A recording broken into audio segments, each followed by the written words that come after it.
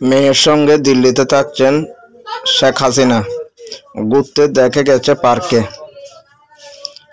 ছাত্র জনতার তুমুল বিক্ষোভের মুখে গত 5ই আগস্ট প্রধানমন্ত্রীর পদ থেকে ক্ষমতাচ্যুত হন শেখ হাসিনা। সেই দিনে সামরিক হেলিকপ্টারে করে ভারতে পালাতে বাধ্য হন তিনি। এরপর থেকে ভারতে অবস্থান করছেন সাবেক এই প্রধানমন্ত্রী। তবে ভারতের কোথায় অবস্থান করছেন শেখ হাসিনা সে সম্পর্কে এখন পর্যন্ত নির্দিষ্ট কোনো তথ্য নেই। এছাড়া এ নিয়ে ভারত সরকারের পক্ষ থেকে কিছু বলা হচ্ছে না।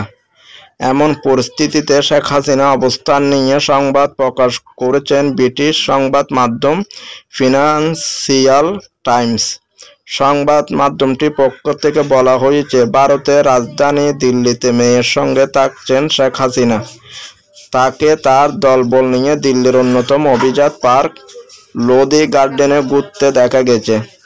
এছাড়া খবরে দাবি করা হয়েছে শেখ হাসিনা ভারতীয় সরকারের একটি সেফ হাউসে রয়েছে।